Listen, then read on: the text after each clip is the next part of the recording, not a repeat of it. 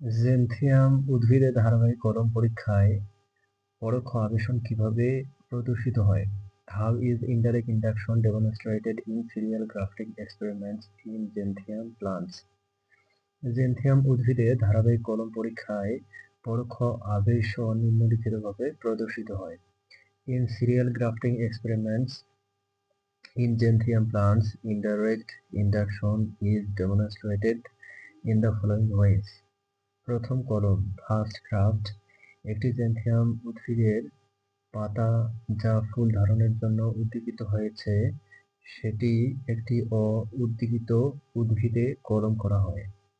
First graft, a leaf of a gentian plant which has been stimulated for flowering is grafted onto a non-stimulated plant. এই উদ্দীপিত পাতা florigen নামক একটি রাসায়নিক সংকেত তৈরি করে। This stimulated leaf produce a chemical signal called fluorescence.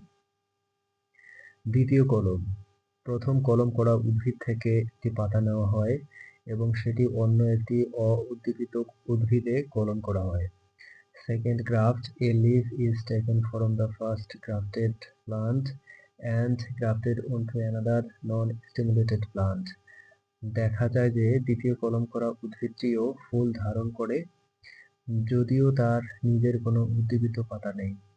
It is observed that the second grafted plant also flowers even though it does not have its own stimulated leaves. পরোক্ষ প্রভাব, যেহেতু দ্বিতীয় কলম করা উদ্ভিদে কোনো উদ্দীপিত পাতা সরাসরি কলম করা হয়নি, তাই ফুল ধারণের কারণ হলো ফ্লোরিজেন নামক রাসায়নিক সংকেত যা প্রথম কলম করা উদ্ভিদ থেকে দ্বিতীয় কলম করা উদ্ভিদে স্থানান্তরিত হয়েছে। Indirect effect. Since no stimulated leaf was directly grafted onto the second grafted plant, the reason for flowering is the chemical signal called fluorescence, which was transferred from the first grafted plant to the second grafted plant.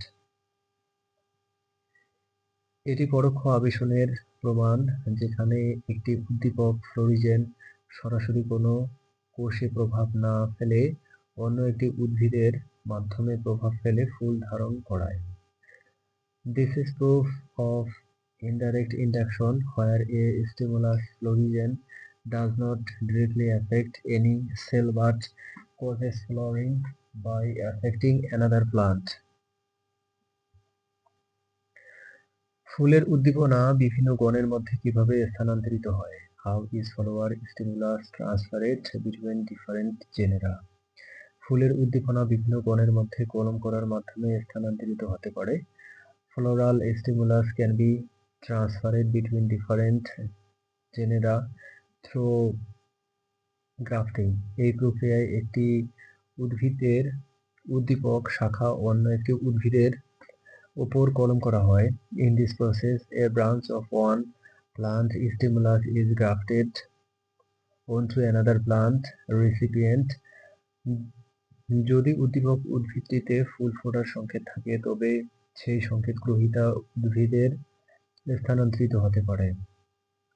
If the stimulus plant was a flowering signal, that signal can be transferred to the recipient plant as well.